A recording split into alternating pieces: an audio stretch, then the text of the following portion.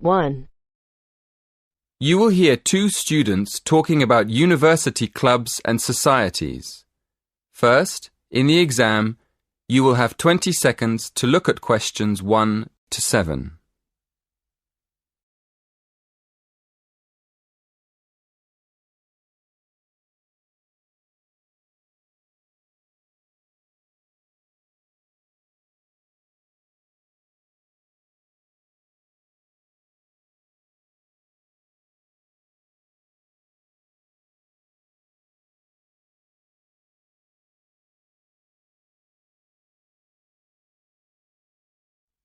Listen carefully and answer questions 1 to 7.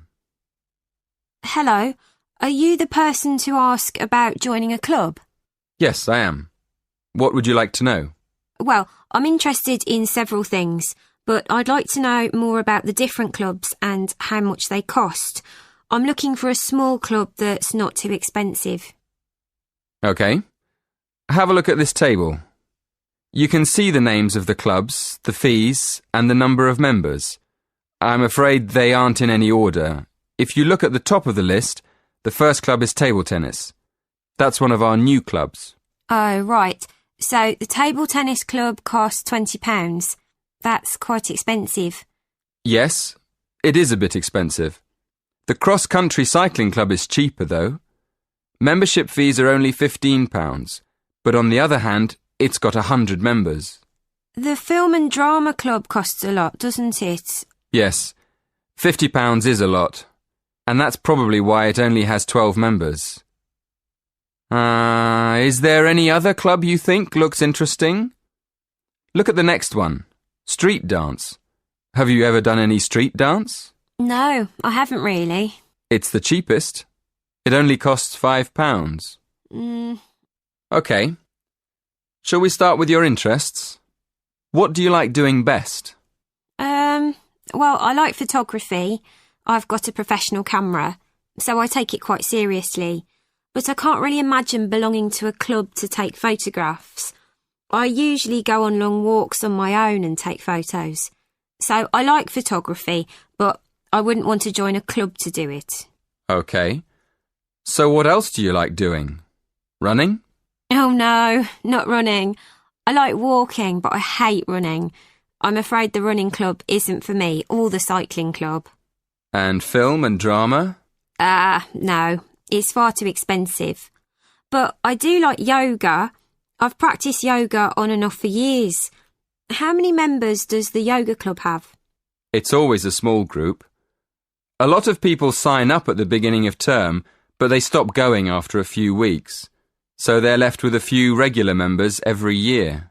That sounds good. I think I'd like to join the yoga club. And what about the contemporary dance club? Is it expensive? Contemporary dance? No. It's not expensive. £10 for the term. Do you like dance? Well, I've never tried contemporary dance, but I do like jazz and tap dance. How often does the group meet? Before you hear the rest of the conversation, in the exam, you will have 20 seconds to look at questions 8 to 10.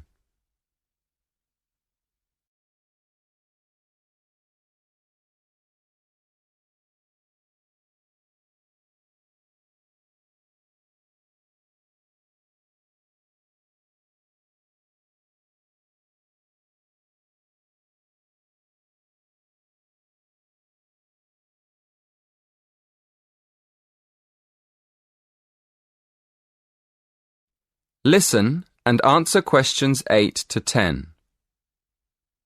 So, can I have your full name, please? Victoria Mandeville. Mandavil? No. Mandeville. L-E. Thank you. And how old are you? 19. And your address? 57, Bury Gardens, Atherton Park, Manchester, M46. How do you spell Bury? B-E-R-R-Y? No, it's B-U-R-Y. Right, B-U-R-Y. And do you have a contact number? Yes, my mobile is 07942 573 279.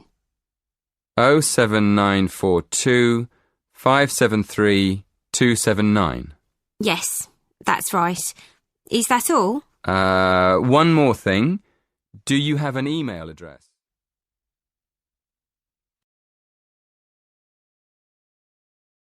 That is the end of part 1. You now have half a minute to check your answers.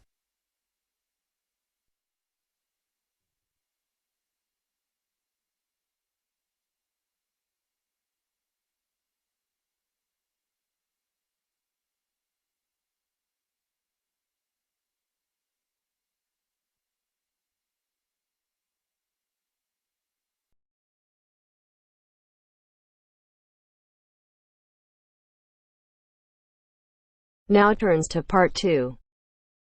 Part 2. You will hear an extract from a talk about the Scottish Highlands. First, you have 30 seconds to look at questions 11 to 18.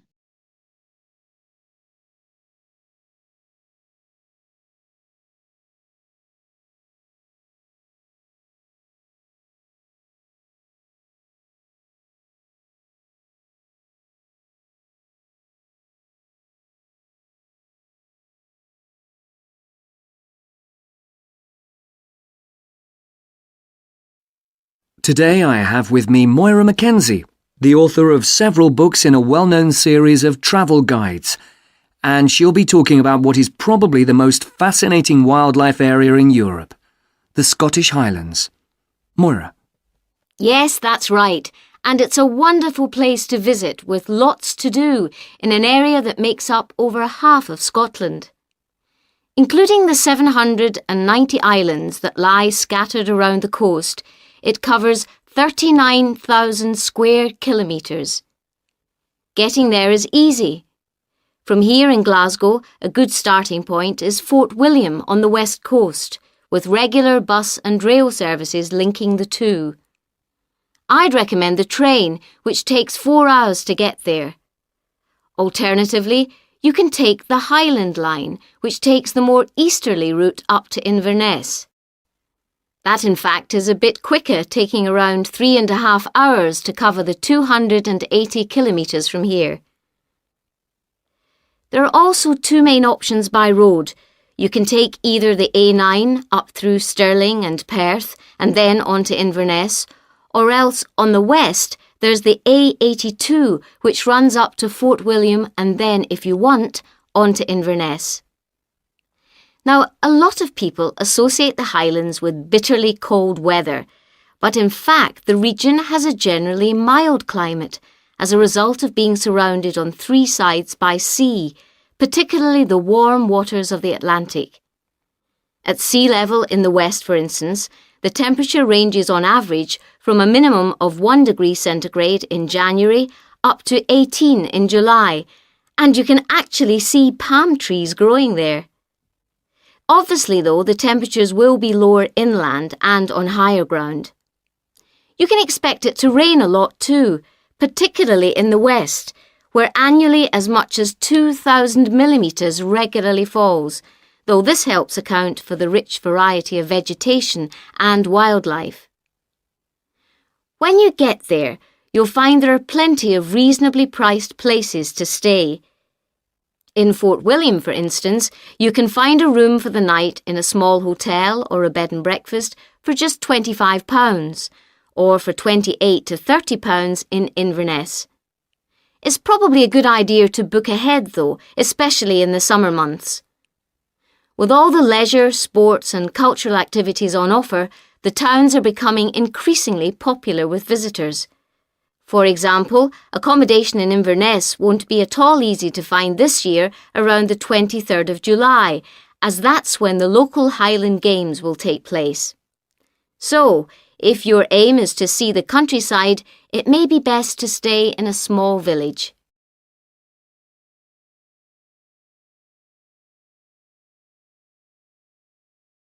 Now you have some time to look at questions 19 and 20.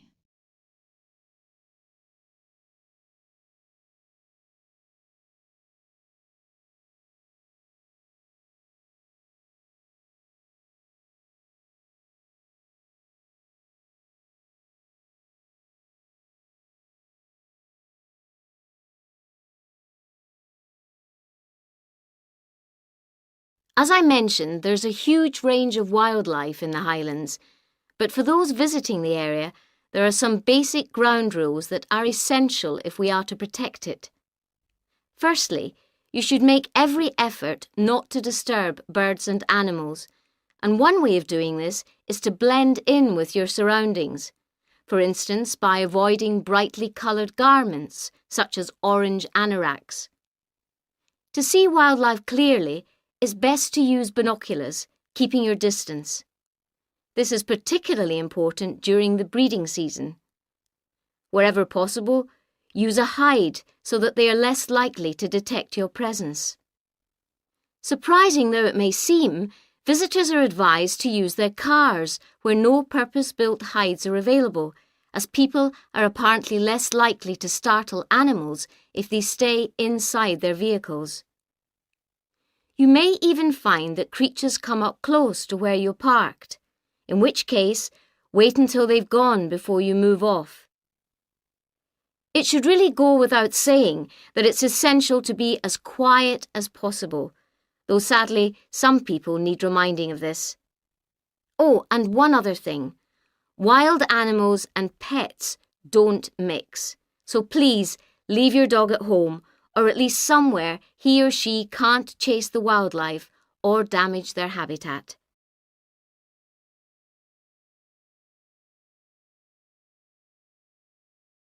That is the end of part 2. You now have half a minute to check your answers.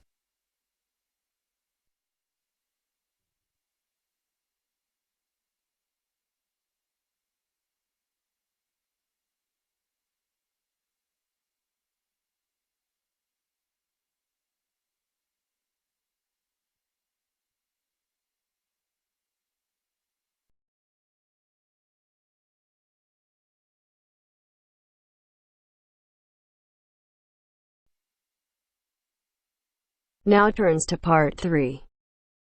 Part 3. You are going to hear a conversation between a student and a tutor. First, you have some time to look at questions 21 to 25.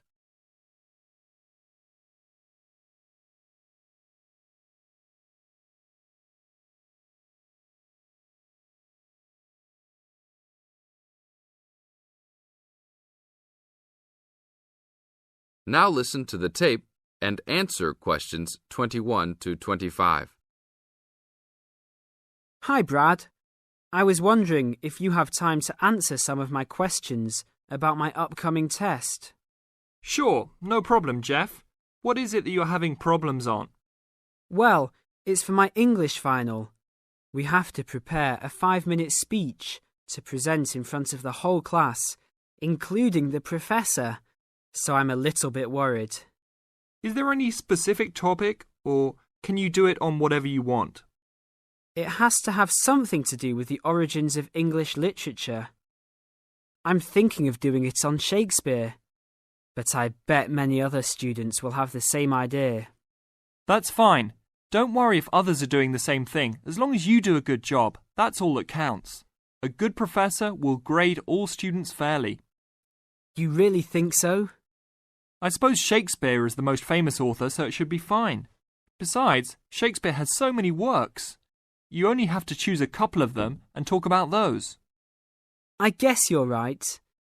Do you have any advice about how to prepare a speech? First, you need to select your topic. Have you done this yet? Yes, I have lots of information on Shakespeare. Good. Next, you should do a research on a specific topic. Do you have a deadline for which to turn in your speech topic? The deadline is next Tuesday. So you should have a detailed outline of what you will say by then. Do not just turn in a piece of paper saying Shakespeare on it. That will not give your professor any idea as to what you will be talking about. OK. So you think I should write out an outline of my speech? Of course! Writing your speech out in outline form is essential. No one could give a speech from scratch. Even the president must refer to his outline when giving a speech. An outline will give you a good structure to base your speech on. Now look at questions 26 to 30.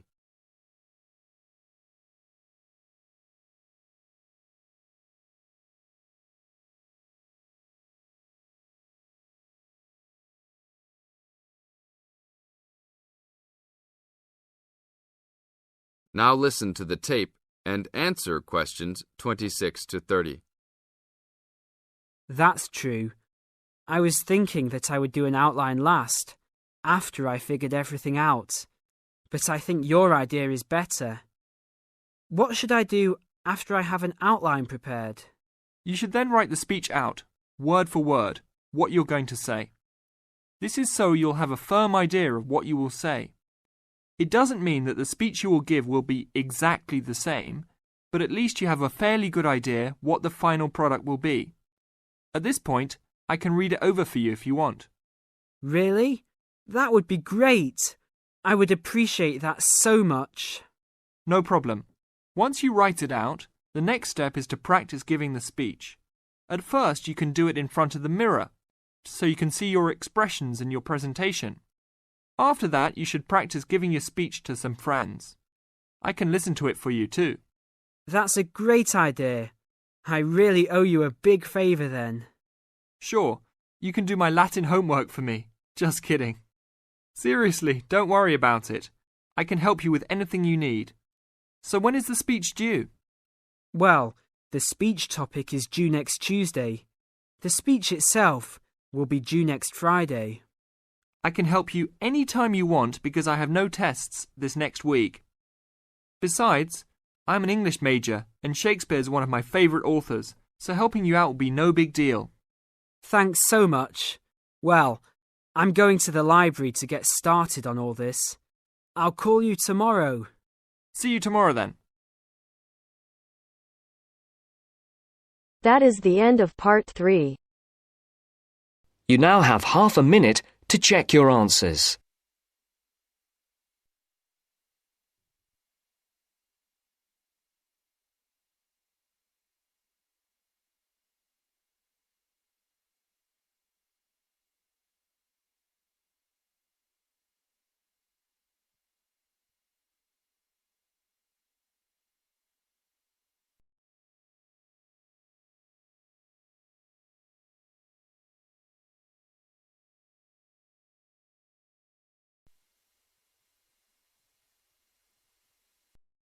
Now turns to part 4.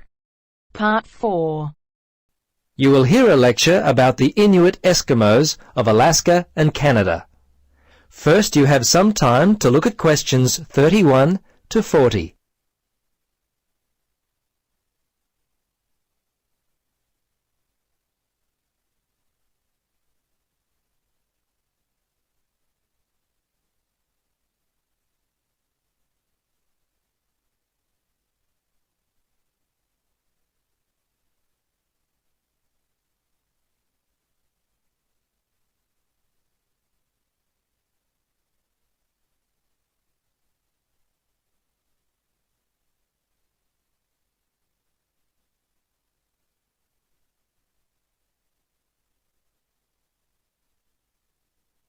Now listen and answer questions 31 to 40.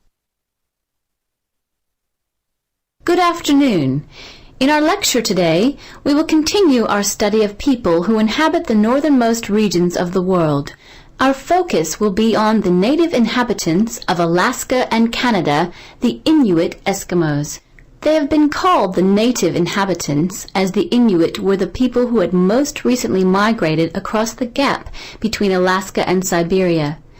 Distinctly Asian in origin, the Inuit, which is literally translated the people in their native language, developed their civilization in what is now the Bering Sea region about 1,000 years ago.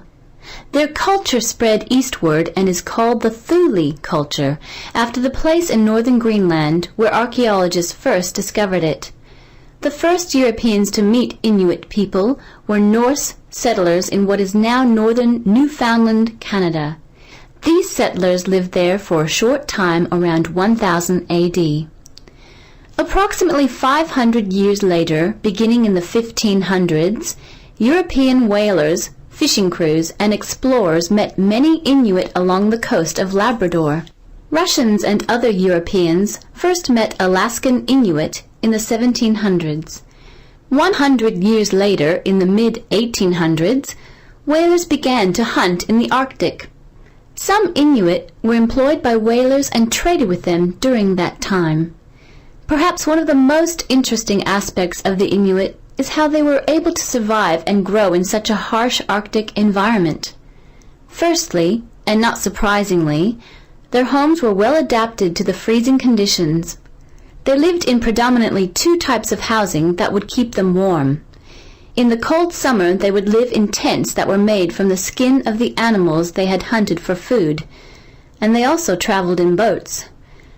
These were called umiaks by the natives. In the winter, they would live in houses made of sod, and when on hunting trips, they would commute by dog sled and build temporary houses made from ice. These igloos, which is the Inuit word for house, were uniquely made with a sharp blade carved out of walrus tusk. They would cut large blocks of hard-packed snow, about 3 meters wide, out of the ground. The blocks would then be used to build a 6-meter dome over a wide, shallow hole. Within 1 or 2 hours, an igloo up to 10 meters in length could be built. It was weatherproof and large enough to house an entire family.